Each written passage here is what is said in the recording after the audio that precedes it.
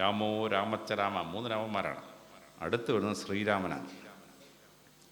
രാമായണത്തിലും 8 പുരാണങ്ങളിലും കഥ പറയുന്ന ആളാണ് ശ്രീരാമൻ. ശ്രീരാമൻ ദശരഥൻ്റെ മകനായി ജനിക്കുകയാണ്. ദശരഥൻ UP, western UP, Haryana, Delhi, പഞ്ചാബൊക്കെ ഭരിച്ചിരുന്ന സൂര്യവംശത്തിലെ രാജാവായിരുന്നു. അദ്ദേഹം എന്തെന്നറിയാമോ? ഈസ്റ്റേൺ UP വന്ന ശേഷം ബീഹാറിൻ്റെ പഞ്ചാബ് കോസൽ രാജ്യത്ത് വന്നിട്ട് അവിടുത്തെ മോളെ കല്യാണം കഴിച്ചു. കോസൽ രാജ്യത്തിൻ്റെ തലസ്ഥാനമാണ് അയോധ്യ. അങ്ങനെ അയാൾ ദത്ത് കയറി.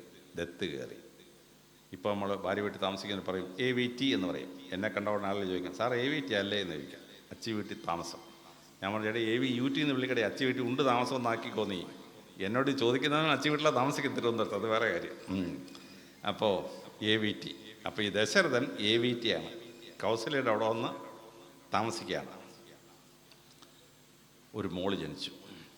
ആ മോളാണ് എൽഡസ്റ്റ് മോള്. അവൾക്ക് 6 വയസ്സായപ്പം ലോമപാതൻ വന്നു. അദ്ദേഹത്തിന് മക്കളില്ല. ലോമപാതൻ ദശരഥൻ പറഞ്ഞു, എനിക്ക് മക്കളില്ല, എവിടെ നിന്നൊരു കുട്ടിയെ ദത്ത് കിട്ടിയാൽ കൊള്ളാം. ദശരഥൻ എൻ്റെ മോളെ കൊണ്ടുപോക്കണം പറഞ്ഞു. അങ്ങനെ ശ്രീരാമചന്ദ്രൻ്റെ മൂത്ത സഹോദരിയെ ലോമപാതന് കൊടുത്തു. പിന്നെ മക്കളുണ്ടാവുന്നില്ല. അപ്പോൾ ത്രിവേണി സംഗമത്തിൽ രാജാവിനെ ദശരഥ യുദ്ധത്തിൽ തോപ്പിച്ചിട്ട് അദ്ദേഹത്തെ വാമദേവനെ കൊണ്ടുവന്നിട്ട് അയോധ്യയിലെ മന്ത്രിയാക്കി. വാമദേവന് സുന്ദരി ഒരു മോളുണ്ടായിരുന്നു, സുമിത്ര. കണ്ടാണ് ഇയാൾക്കൊരു ആകർഷണം. മോളെ കെട്ടിച്ചേരുമെന്ന് വെച്ചു. മന്ത്രി കെട്ടിച്ചു കൊടുത്തു സുമിത്രയിൽ മക്കളുണ്ടായില്ല. അത് കഴിഞ്ഞപ്പോൾ ഇയാൾ അടുത്ത ഭാര്യയെ കെട്ടാൻ ആലോചിച്ചിട്ട് ഉജ്ജയിനിയിലെ ഭരണാധികാരിയുടെ മകൾ കേകയ രാജ്യത്തിലെ കൈകേയിയെ കല്യാണം കഴിച്ചു. അപ്പോൾ സുമിത്രയോടും പറഞ്ഞു, എനിക്ക് കുട്ടിയുണ്ടായി ഞാൻ അവന് രാജാക്കാമെന്ന് പറഞ്ഞു. കൈകേയിയോടും പറഞ്ഞു, മോനുണ്ടായ രാജാവാക്കാമെന്ന്. 3 ഭാര്യയും നിർത്തണ്ടേ? ദശരഥനത് കൂടാതെ 50 ഭാര്യമാർ. 53 ഭാര്യയുണ്ട് ഈ ദശരഥന്. 3 എണ്ണം പട്ടമഹർഷിയാണ്, കൗസല്യ, കൈകേയി, സുമിത്ര. ബാക്കി 50 എണ്ണം വെപ്പാട്ടി എന്നൊക്കെ മലയാളത്തിൽ നമുക്ക് വിളിക്കാം. ആരുടെ ചിലവിലാ? കൗസല്യയുടെ ചിലവിൽ. ഭാര്യ വീട്ടിൽ താമസിച്ചിട്ടാണ് ഈ കല്യാണങ്ങളൊക്കെ. കുട്ടിയുണ്ടായില്ല. 39 വയസ്സായപ്പം ഈ ലോമപാതൻ്റെ അവിടെ മഴ പെയ്യുന്നില്ല, അംഗരാജ്യത്ത് മഴ പെയ്യുന്നില്ല. സ്ത്രീ ആരാണെന്ന് അറിയാത്ത ഒരുത്തനെ കൊണ്ടുവരാൻ പറഞ്ഞു. അങ്ങനെ ഋഷ്യസിംഗ് മുനിയെ കൊണ്ടുവന്ന് യാഗം നടത്തി മഴ അങ്ങ് പോയി. 40 ദിവസം കഴിഞ്ഞപ്പോൾ മഴ പെയ്തപ്പോൾ ഈ ഋഷ്യസിംഗിന് എന്തെങ്കിലും പ്രതിഫലം കൊടുക്കണ്ടേ? മൂത്ത മോൾ ശാന്ത എന്ന് പറയുന്നത് ശ്രീരാമചന്ദ്ര ഭഗവാൻ മൂത്ത സഹോദരിയാണ്. ഇവളെ കെട്ടിക്കൊള്ളാൻ പറഞ്ഞു. തലയെ കൊമ്പുള്ള സ്ത്രീ എന്തെന്നറിയാത്ത ഇവന് നമ്മുടെ മോളാണെ കൊടുക്കുമോ? നമ്മുടെ ഭാര്യ പ്രസവിച്ച മോളെ കൊടുക്കുമോ? ഇല്ല. ഈ വല്ലോൻ്റെ മോളല്ലേ, ഒറ്റ കൊടുക്കും. അത് കഴിഞ്ഞപ്പം ഈ മഴ പെയ്ത് സന്യാസിയെ കൊണ്ടുവന്ന് യാഗം നടത്തിയാൽ കുട്ടികളുണ്ടാവുമെന്ന് പറഞ്ഞ ഋഷ്യസിംഗ മുനിയെ ദശരഥൻ കൊണ്ടുവരികയാണ്. സ്വന്തം മോടെ ഭർത്താവാണ്, മരുമോനാണ്. യാഗം നടത്തി പായസം ഉണ്ടാക്കി കൗസല്യയ്ക്കും കൈകേയിക്കും എല്ലാം കൊടുത്ത് അതിൽ നിന്നാണ് ശ്രീരാമൻ ഉൾപ്പെടെയുള്ള 4 ആമക്കളുണ്ടായത്. ദശരഥൻ നന്ദി. കാരണം ഇങ്ങനെ പായസം കൊണ്ട് പരിപാടി ഉണ്ടാക്കിയ കാരണം നമ്മൾ അമ്പലപ്പുഴ ക്ഷേത്രത്തിൽ നിന്ന് പായസം കിട്ടും. മിക്ക ക്ഷേത്രത്തിൽ പോലും പായസം കിട്ടും. ക്ഷേത്രത്തിൽ നിന്ന് പായസം കിട്ടാനുള്ള പരിപാടി ഒപ്പിച്ച് ദശരഥനാണ്. ഈ പുത്രകാമേഷ്ടിയിൽ നടത്തിയ പായസ സദ്യ എന്നാണ്. നല്ല കാര്യമാണ്, പായസം കിട്ടുന്ന പരിപാടി ഉണ്ടാക്കുന്ന നല്ല കാര്യം. അങ്ങനെ കുട്ടിയുണ്ടായി. 15 വയസ്സ് കഴിഞ്ഞു ശ്രീരാമൻ. 16 വയസ്സാകുമ്പോഴാണ്. അപ്പോൾ വിശ്വാമിത്ര മഹർഷി വന്നു. ഞങ്ങളുടെ യാഗം തടയുന്നവരെ തടയാൻ വേണ്ടി അങ്ങയുടെ 2 ആമക്കൾ ശ്രീരാമനെയും ലക്ഷ്മണനെയും എൻ്റെ കൂടെ വിടണം. ദശരഥൻ ആദ്യം പേടിച്ചു പോയി. അവസാനം സമ്മതിച്ചു. 2 പേരെ അയച്ചു. അങ്ങനെ ശ്രീരാമനും ലക്ഷ്മണനും കൂടി വിശ്വാമിത്രരോടൊപ്പം കാട്ടിൽ വന്നു. ആ കാട്ടിൽ വെച്ച് പറഞ്ഞു കൊടുക്കുന്ന കഥയാണ് മഹാബലിയുടെയും വാമനൻ്റെയും കഥയൊക്കെ വിശ്വാമിത്രൻ പറഞ്ഞു കൊടുക്കുന്ന കഥയാണ്. വളരെ ശ്രദ്ധേയമായ കഥ. നമ്മൾ ഓണത്തിൻ്റെ കഥയെ പറയുന്ന കഥ അന്ന് വരുന്ന കഥയാണ്. പക്ഷെ കാട്ടിലെങ്ങനെ ജീവിക്കണം? അത് ശ്രീരാമചന്ദ്ര ഭഗവാൻ പഠിച്ചത് ഈ 2 വർഷം കാട്ടിൽ ജീവിച്ച സമയത്താണ്. അപ്പോൾ വിശ്വാമിത്രനും മറ്റേ ധൗമ്യ മഹർഷിയും വന്ന് പറഞ്ഞു കൊടുക്കുകയാണ്, ശ്രീരാമ, നേരം വെളുക്കാതെ പുറത്തിറങ്ങരുത്. നീ വെളുപ്പം കാലത്തെങ്ങാണ്ട് ഇറങ്ങിയാണ്ടല്ലോ, മൃഗങ്ങൾ വന്നിങ്ങനെ ആശ്രമത്തിൻ്റെ അടുത്ത് നിൽക്കും, ആക്രമിച്ച് കളയും. മുടങ്ങരുത്. നേരം വെളുത്ത് മൃഗങ്ങളിറങ്ങി വെള്ളമെല്ലാം കുടിച്ചിട്ട് പോയിട്ടേ നീ പുറത്തിറങ്ങാവൂ. ഇല്ലെങ്കിൽ ഇതിന് അപ്പന് പറ്റിയ അബദ്ധമുണ്ടല്ലോ. ആന വെള്ളം കുടിക്കാമെന്ന് പറഞ്ഞ് അമ്പയച്ചിട്ട് ശബ്ദശാസ്ത്രം അയച്ചിട്ട് മുനികുമാരൻ ചത്തില്ലേ, നിനക്ക് കിട്ടിയ അപ്പന് കിട്ടിയ ശാപം അതുണ്ടാവും. അതുകൊണ്ട് നേരം വെളുത്ത് മൃഗങ്ങളെല്ലാം വെള്ളം കുടിച്ച് വനത്തിൽ പോയിട്ടേ ഇറങ്ങാവും. നീ കാണുന്ന പഴമെല്ലാം പുറത്ത് തിന്നു കളയരുത്. ചില പഴങ്ങൾ കണ്ടാൽ നല്ല സൗന്ദര്യമാണ്, തിന്നാൽ വിഷമാണ്. തുണ്ടിപ്പഴം കാണിച്ചു കൊടുക്കുകയാണ്. തുണ്ടിപ്പഴം കണ്ടാൽ നല്ല സൗന്ദര്യം, പക്ഷെ അതിനകത്ത് വിഷമാണ്, കഴിക്കരുത്. കാളിദാസൻ അഭിജ്ഞാന ശാകുന്തളത്തിൽ തുണ്ടിപ്പഴത്തെ ഉപമിച്ചത് സ്ത്രീകളുടെ ചുണ്ടിനോടാണ്. കണ്ടാൽ വലിയ സൗന്ദര്യം, സ്ത്രീകളുടെ ചുണ്ടിന് സൗന്ദര്യം കൊണ്ടുകൊണ്ട് പോയാൽ അവസാനം അനുഭവിച്ചു പോകും. സ്ത്രീകളെ എന്നോട് വഴക്കുണ്ടാക്കല്ലേ, കാളിദാസൻ പറഞ്ഞാണ് സ്ത്രീകളുടെ ചുണ്ട് തുണ്ടിപ്പഴമാണെന്നുള്ളത്. അപ്പം ഇങ്ങനെ കാട്ടു ജീവിക്കാൻ പഠിച്ചു ശ്രീരാമൻ. അതുകൊണ്ട് എന്ത് പറ്റി? 2 കൊല്ലം കഴിഞ്ഞ് 14 കൊല്ലം വനവാസത്തിന് പോയപ്പോൾ ശ്രീരാമനെ വനത്തിൽ ജീവിക്കാൻ പഠിച്ചു ഈ 2 കൊല്ലം കൊണ്ട്. അപ്പോൾ ഈ ശ്രീരാമൻ വനത്തിൽ പോയി വിശ്വാമിത്രൻ്റെ കൂടെ പോയ പ്രായം ഏതാണ്? +2 പഠിക്കുന്ന പ്രായം. +1 and +2 16-17 വയസ്സുള്ളപ്പോഴാണ് ശ്രീരാമൻ പോകുന്നത്. രാമായണം നമ്മളെ പഠിപ്പിക്കുന്നു, ഒരു മനുഷ്യനെ ഏറ്റവും കൂടുതൽ ശ്രദ്ധിക്കേണ്ട പ്രായം +2 പഠിക്കുന്ന പ്രായം. +1 +2 ഒരു കുട്ടിയുടെ പഠനത്തിൽ അച്ഛനമ്മയെ ശ്രദ്ധിച്ചാൽ ആ കുട്ടി വലിയ പരീക്ഷകളൊക്കെ പാസ്സാവും. ആ സമയത്ത് അവൻ എന്തെങ്കിലും പഠിക്കുകയോ പഠിക്കാതിരിക്കുകയോ ചേട്ടെന്ന് ചിന്തിച്ച് പോയെങ്കിൽ കുട്ടി പോക്കാണ്. +2 പഠിക്കുന്ന പ്രായത്തിൽ അവൻ കള്ളുകൂടിയും കഞ്ചാവടിയൊന്നും പറ്റാതെ കുട്ടി അഭ്യസിപ്പിക്കണം. അങ്ങനെ തിരിച്ചു വന്നു കഴിഞ്ഞപ്പോഴാണ് യുവരാജാവ് വാഴിക്കാൻ തുടങ്ങുകയാണ്. അപ്പോൾ ഈ മന്ത്രമെല്ലാം കൂടെ പ്രശ്നം ഉണ്ടാക്കി ശ്രീരാമനെ കാട്ടിലയക്കണമെന്ന് പറഞ്ഞു. ശ്രീരാമനെ കാട്ടിലയക്കാൻ കൈകേയിക്കോ ദശരഥനോ എന്തെങ്കിലും അവകാശമുണ്ടോ? ഇല്ല. ദശരഥൻ ഹരിയാനയും പഞ്ചാബും ഭരിച്ചിരുന്ന രാജാവാണ്. ഇവിടെ ദത്ത് കയറിയതാണ്. ദത്ത് കയറിയ അയോധ്യയിലെ കൗസല്യക്ക് ജനിക്കുന്ന മക്കൾക്ക് മാത്രമേ അവകാശമുള്ളൂ. കൈകേയിയുടെ മക്കൾക്ക് ഉണങ്ങി യാതൊരു അവകാശമില്ല. ഇംഗ്ലീഷിൽ പറഞ്ഞാൽ അയോധ്യ ദശരഥൻ്റെ ഫാദേഴ്സ് പ്രോപ്പർട്ടി അല്ല അയാൾക്ക് ഇഷ്ടമുള്ള കൊടുക്കാൻ. കൈകേയി പ്രശ്നം വെച്ചു. 14 വർഷം വനത്തിൽ പോകണം. എന്താ കാര്യം? സക്സഷൻ ആക്ട് അനുസരിച്ച് 12 കൊല്ലം രാജാധികാരം ഇല്ലാതായാൽ ആ ആൾക്കോ അയാളുടെ സന്തതിക്കോ ആ രാജ്യത്തിൻ്റെ രാജാധിപത്യത്തിൽ ഒരു പങ്കുമില്ല. അന്നുണ്ടായിരുന്ന നിയമം. അപ്പോൾ 12 കൊല്ലത്തിൽ കൂടുതൽ ശ്രീരാമനെ കാട്ടിവിട്ടാൽ ശ്രീരാമൻ്റെ മക്കളും പിന്നെ അയോധ്യ ഭരിക്കാൻ പറ്റിയല്ല. പക്ഷെ ഭരതനെ വെട്ടി വീണില്ല. ശ്രീരാമൻ്റെ ചെരുപ്പുകൾ കൊണ്ടുവരുന്ന സിംഹാസനത്തിൽ വെച്ചിട്ട് നന്ദിഗ്രാമിൽ പോയി താമസിച്ചു ഭരതൻ. അതുകൊണ്ട് രാജാധിപത്യം തുടർന്നതിനാൽ ശ്രീരാമൻ തിരിച്ചു വരാൻ പറ്റി.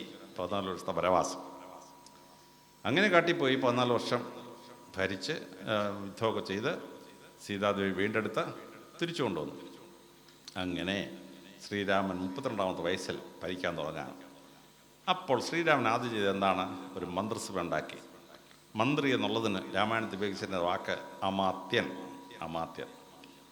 8 പേര് സിവിലിയൻ മന്ത്രിമാരായിരുന്നു. അനിയനായ ഭരതൻ പ്രധാനമന്ത്രിയായി, ലക്ഷ്മണൻ പ്രതിരോധ മന്ത്രിയായി, ശത്രുഘ്നൻ ധനകാര്യമന്ത്രിയായി, സുമന്ത്രർ അദ്ദേഹത്തിൻ്റെ അഡ്മിനിസ്ട്രേഷൻ മാറ്ററിന് സഹായിയായി. അങ്ങനെ 8 സിവിലിയൻ മന്ത്രിമാരും വസിഷ്ഠനും വേറൊരു സന്യാസിയും പ്രീസ്ലി മിനിസ്റ്റേഴ്സ് 10 മിനിസ്റ്റേഴ്സാണ്. ആദ്യത്തെ മന്ത്രിസഭ യോഗം തുടങ്ങുകയാണ്. ശ്രീരാമൻ പറഞ്ഞു, അല്ലയോ മന്ത്രിമാരെ, എനിക്ക് അച്ഛൻ രാജ്യം ഭരിച്ച് എനിക്ക് പരിചയമില്ല. ഞാൻ 15 വയസ്സ് കഴിഞ്ഞപ്പം 2 കൊല്ലം വിശ്വാമിത്രനുണ്ട് വനത്തിൽ പോയി. പിന്നെ തിരിച്ചു വന്ന് 6 മാസം കഴിഞ്ഞപ്പോൾ ഞാൻ വീണ്ടും 14 കൊല്ലം വനത്തിൽ പോയി. അച്ഛൻ്റെ കൂടെ ഒന്ന് രാജ്യഭരണം പഠിക്കാൻ എനിക്ക് പറ്റിയിട്ടില്ല. അതുകൊണ്ട് ഞാൻ മന്ത്രിസഭാ യോഗം കൂടുമ്പോൾ എന്തെങ്കിലും തെറ്റ് പറഞ്ഞാൽ നിങ്ങളെന്നോട് പറയണം. രാജാവേ, ഈ പറയുന്നത് തെറ്റാണ്. ഞാനൊരു അബദ്ധം ചെയ്യാൻ പോയാൽ, ഞാൻ അബദ്ധം ചെയ്ത ഒരുപാട് പ്രജകൾ ചിലപ്പോൾ മരിച്ചു പോകും. നിങ്ങൾ പറയണം, രാജാവേ ഈ അബദ്ധം കാണിക്കരുത്, പ്രജകൾ പലരും മരിക്കും, പരിക്ക് പറ്റും, പറഞ്ഞു തരണം. അതിനാണ് നിങ്ങളെ ഞാൻ മന്ത്രിമാരാക്കിയത്. തെറ്റ് ചൂണ്ടിക്കാണിക്കാൻ.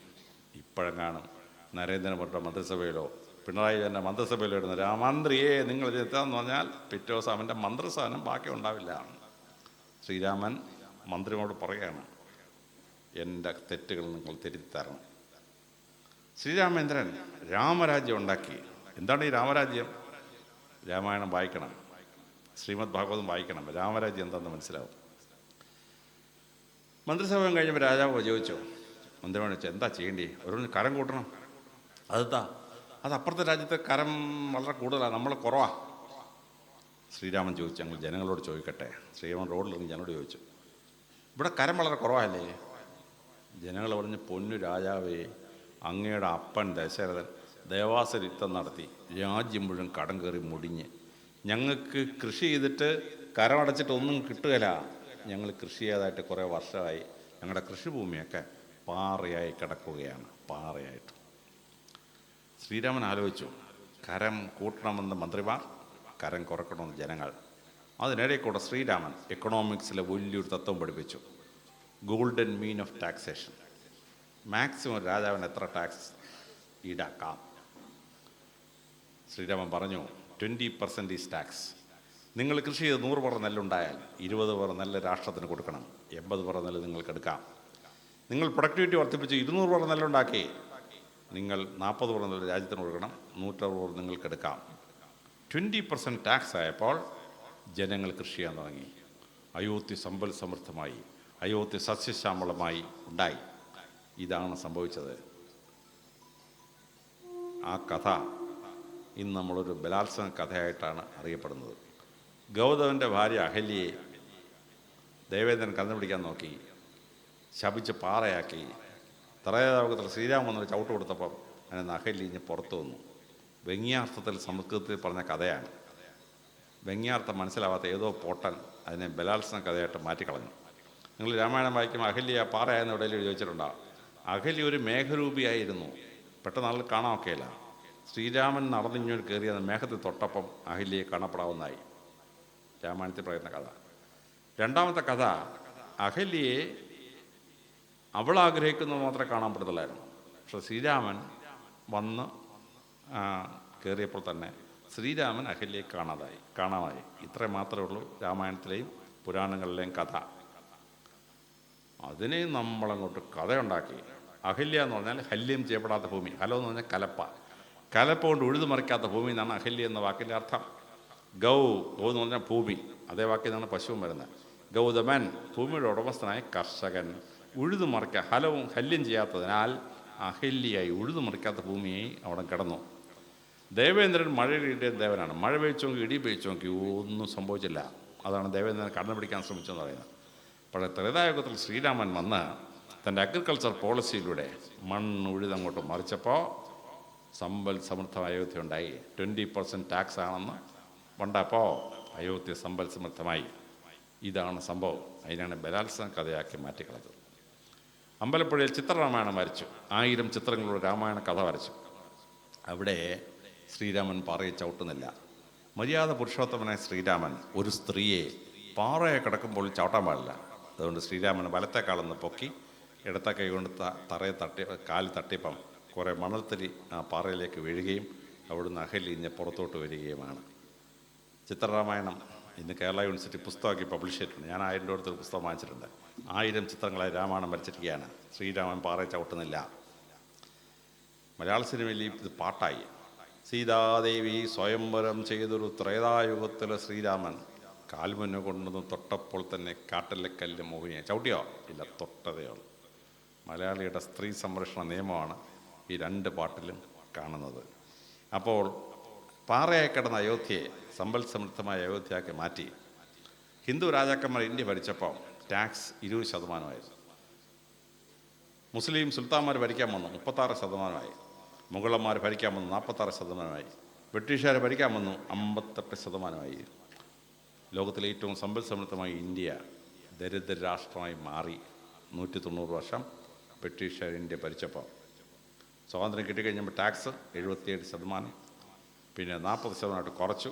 1997 ഡ്രീം ബഡ്ജറ്റിൽ ചിദംബരം 30% കുറച്ചു. ഇപ്പോഴും ശ്രീരാമൻ ഉണ്ടാക്കിയ 20%-ൻ്റെ 10% മുകളിലാണ് ടാക്സ്. നിങ്ങൾ ഞാൻ 100 രൂപ ഉണ്ടാക്കിയാൽ നമ്മുടെ കയ്യിൽ എത്ര രൂപ കിട്ടും? 22 രൂപ കിട്ടും. 30% ഇൻകം ടാക്സ്, 18% GST, പിന്നെ 34 രൂപയുടെ പെട്രോൾ നമ്മൾ 106 രൂപ, 28 രൂപയുടെ ഡീസലിന് 96 രൂപ, പിന്നെ സംസ്ഥാന government tax, special tax, building tax, vehicle tax, ഇങ്ങനെ ടാക്സ് എല്ലാം കൂടെ കൊടുത്തു കഴിയുമ്പോൾ നമ്മൾ 100 രൂപ ഉണ്ടാക്കിയാൽ നമുക്ക് കിട്ടുന്നത് 22 രൂപ. 78% ടാക്സ്. ഇന്ത്യ രക്ഷപ്പെടുവോ? ഇന്ത്യ രക്ഷപ്പെടുകയില്ല. ശ്രീരാമൻ ഉണ്ടാക്കി 20% ടാക്സിലേക്ക് ഇന്ത്യ പോകാതെ ഇന്ത്യ രക്ഷപ്പെടുകയില്ല. അതാണ് രാമരാജ്യം. ശ്രീരാമനോട് നിയമം ഉണ്ടാക്കി. റോഡ് സൈഡിൽ വസ്തുവുള്ള ആരും മതിൽ കെട്ടാൻ പാടില്ല. റോഡ് സൈഡിൽ പൂക്കൾ വിരിയുന്ന ചെടികൾ ഇങ്ങനെ വെച്ച് പിടിപ്പിക്കണം. റോഡിലൂടെ നടന്നു വന്നാൽ രണ്ട് സൈഡിൽ നോക്കുമ്പം നല്ല പൂക്കൾ ഇങ്ങനെ വിടർന്ന് നിൽക്കുകയാണ്. പൂക്കളെ കണ്ട് അതിൻ്റെ സൗന്ദര്യം ആസ്വദിച്ച് സുഗന്ധം ശ്വസിച്ചുകൊണ്ട് ആളുകൾക്ക് അയോധ്യയിലൂടെ നടക്കാനിടയാവണം. അയോധ്യയിൽ ആര് നടന്നാലും പൂക്കൾ കണ്ട് സുഗന്ധം ശ്വസിച്ചിങ്ങനെ നടക്കുകയാണ്. അതാണ് അശോക ചക്രവർത്തി പൂക്കളുള്ള മരം മാത്രമല്ല, തണൽ വേണ്ട മരം വേണമെന്ന് പറഞ്ഞു. അന്ന് ഈ കാറും സ്കൂട്ടറും ഒന്നുമില്ല, നടന്ന് പോയേ പറ്റുള്ളൂ. അപ്പം തണൽ കിട്ടണം, അതിന് മരം വെച്ച് പിടിപ്പിച്ചു. ഇങ്ങനെ റോഡിലുള്ള മരമെല്ലാം വെച്ച് പിടിപ്പിച്ച് ഇപ്പോൾ കാറിൻ്റെ മണ്ടക്കൂടെ ലോറിയുടെ മണ്ടക്കൂടെ ബസ്സിൻ്റെ മണ്ടക്കൂടെ ഈ മരം ഒടിഞ്ഞ് വീണ് എത്ര എണ്ണം ചത്തു, എത്ര വണ്ടി ഇല്ലാതായി. ശ്രീരാമചന്ദ്രൻ മരം വെക്കാൻ പറഞ്ഞോ? ഇല്ല, പൂക്കളുണ്ടാകുന്ന ചെടികൾ മാത്രം. ശ്രീരാമചന്ദ്രൻ ഭഗവാൻ പറഞ്ഞു, ഏതെങ്കിലും ഒരുത്തൻ്റെ വീടിൻ്റെ ഫ്രണ്ടിൽ റോഡിൽ വേസ്റ്റ് കണ്ടാൽ അടുത്ത 90 ദിവസത്തേക്ക് അവൻ്റെ ജോലി അവൻ്റെ വീട്ടിൽ നിന്ന് 90 അടി വലത്തോട്ടും 90 അടി ഇടത്തോട്ടും വേസ്റ്റ് കോരുന്ന അവൻ്റെ ജോലിയാണ്. അന്ന് പ്ലാസ്റ്റിക്കൊന്നും ഇല്ല, പക്ഷേ വേസ്റ്റ് വരും. അവിടെ എല്ലാവരും വെളുപ്പിന് 5 മണിക്ക് എഴുന്നേക്കും. അവൻ്റെ ശത്രുക്കളും എല്ലാം വേസ്റ്റ് കൊണ്ടിട്ടുണ്ടെങ്കിൽ ഇവൻ 90 ദിവസം വേസ്റ്റ് കോരി തന്നെ. അപ്പം അവൻ്റെ ശത്രുക്കളുണ്ടല്ലോ, അവൻ ആരെങ്കിലും വേസ്റ്റ് കൊണ്ടിട്ടുണ്ടെന്ന് അറിയാൻ വേണ്ടി 5 മണിക്ക് എഴുന്നേറ്റ് എല്ലാം ക്ലീൻ ചെയ്തിടും. ഇല്ലെങ്കിൽ 90 ദിവസം മുണ്ടും മടക്കി കുത്തി വേസ്റ്റ് കോരേണ്ട ഗതികേട്ടിലേക്ക് എത്തും. കാരണം അയോധ്യയിലെ തെരുവീതിയിൽ വേസ്റ്റ് എന്നൊരു സാധനം കാണാൻ പറ്റില്ല, കംപ്ലീറ്റ്ലി ക്ലീൻ. അയോധ്യയിലെ സരയൂ നദിയിൽ ഇറങ്ങി നോക്കിയാൽ കരയ്ക്ക് നിന്നാൽ വെള്ളത്തിനടിയിലെ ചരലുകൾ എണ്ണാമായിരുന്നു രാമായണത്തിൽ പറയുന്നതാണ്. നദിയിൽ വേസ്റ്റ് ഇടാൻ പറ്റില്ല, വേസ്റ്റ് ഇട്ടാൽ അവൻ്റെ ഇടപാട് കഴിച്ചു പോകും. നദി ശുദ്ധമായിരിക്കണം, വെള്ളം ശുദ്ധമായിരിക്കണം. പുല്ലൂർ പേപ്പർ മിൽ ഫാക്ടറി ഉണ്ടാക്കി. പേപ്പറില്ലെങ്കിൽ പത്രം വച്ചടിക്കാൻ പറ്റുമോ? പറ്റിയല്ല. പുസ്തകം വച്ചടിക്കാൻ പറ്റുമോ? പറ്റിയല്ല. പക്ഷേ ആ വേസ്റ്റ് ഉണ്ടാക്കുന്ന കമ്പനി വിഷം കല്ലടയാറിനോട് തുറന്നങ്ങ് വിട്ടു. ശുദ്ധമായി കണ്ണീര് പോലുണ്ടായിരുന്ന കല്ലട നദി വിഷലിപ്തമായി. ജീശക്രൂർ പാടി കല്ലടയാർ ഒഴുകുന്നു വിഷലിപ്തമായി. 10 കൊല്ലങ്ങൾ സഹാക്കന്മാർ സമരം ചെയ്തത് പൂട്ടി. അതുകൊണ്ട് കല്ലടയാർ രക്ഷപ്പെട്ടു.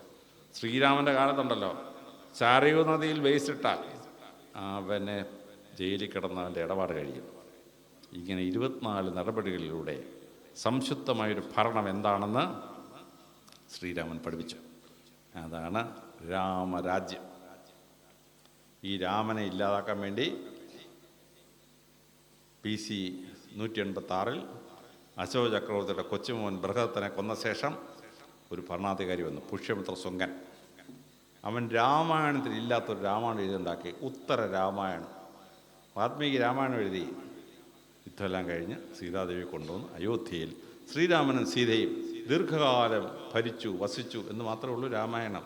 അവിടെ വാൽമീകി നിർത്തി. അത് കഴിഞ്ഞ് ഉത്തരരാമായണം എഴുതി. സീതാദേവി രാവണൻ്റെ മോളായിരുന്നു, കൊന്ന് കുഴിച്ചിടാൻ പറഞ്ഞു. കൊണ്ടിട്ട് കുഴിച്ചിട്ട സ്ഥലത്ത് ജനകൻ അങ്ങോട്ട് തൊഴുതു മറിച്ചപ്പോൾ കുഞ്ഞിനെ കൈകിട്ടി. സീതാദേവിയുടെ ചാരിത്ര സമയം സീതാദേവി ഉപേക്ഷിച്ചു. സീതാദേവിയെ കാട്ടിക്കൊണ്ട് കളഞ്ഞു. അവിടെ വാൽമീകിയുടെ ആശ്രമത്തിൽ വന്ന് കയറി അവൾ താമസിച്ചു. ലവനും കുശനും അവിടെ ജനിച്ചു. ലവനും കുശനും ശ്രീരാമൻ യുദ്ധത്തിൽ തോപ്പിച്ചു. ശംഭു ഋഷി ശപഥ ചെയ്തപ്പോൾ അവൻ ശൂദ്രനായതുകൊണ്ട് എൻ്റെ കഴുത്ത് വെട്ടി.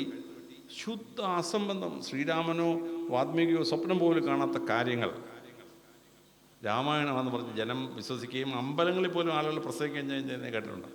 ഇങ്ങനൊരു സംഭവമേ ഇല്ല. സീതാദേവി ഉപേക്ഷിച്ചിട്ടുമില്ല, അവിടെ കിടന്ന് ആശ്രമത്തിൽ കിടന്ന് കഷ്ടപ്പെട്ടിട്ടുമില്ല. ഞാൻ വനിതാ കമ്മീഷൻ ഡയറക്ടറായിരുന്നു. ഒരു ഭർത്താവും ഭാര്യയുടെ വഴക്കാണ്. ഞാനിങ്ങനെ സോൾവ് ചെയ്യാൻ ശ്രമിച്ചുകൊണ്ടിരിക്കുമ്പോൾ എനിക്ക് മനസ്സിലായി ഈ ഭാര്യ ഗർഭിണിയാണ്. ഞാൻ ഈ ഭർത്താവിനോട് ചോദിച്ചു, എടാ നിൻ്റെ ഭാര്യ ഗർഭിണിയാണെന്ന് കേൾക്കുന്നുള്ളൂ, നീ ഈ സമയത്ത് അവളെ ഉപേക്ഷിക്കാവോ? അവൻ എന്നോട് ചോദിച്ചു, സാറേ രാമായണം വായിച്ചിട്ടില്ല സാറേ, ശ്രീരാമേന്ദ്ര ഭഗവാനെ ഗർഭിണിയായ ഭാര്യയെ കൊണ്ട് കാട്ടിക്കളഞ്ഞു. ഞാനത് കളഞ്ഞില്ലല്ലോ സാറേ, എൻ്റെ ഭാര്യയെ കൊണ്ട് അപ്പനെ ഏൽപ്പിച്ചില്ലേ? ഇവിടെ അവൻ പോക്കത്തരം കാണിക്കാൻ വേണ്ടി ന്യായീകരിക്കാൻ വേണ്ടി ശ്രീരാമനെ കയറി ഉദ്ധരിക്കുകയാണ്. ശ്രീരാമൻ അറിഞ്ഞ കാര്യമാണ് ഉത്തരരാമായണത്തിൽ എഴുതി ചേർത്ത ഓരോ വിവരക്കേടുകൾ. അപ്പോൾ അതുകൊണ്ട് ശ്രീരാമൻ എന്ന് പറഞ്ഞ ഐഡിയൽ റൂളർ എന്താണെന്ന് മനസ്സിലാക്കണം. അതാണ് 7ാമത്തെ അവതാരം.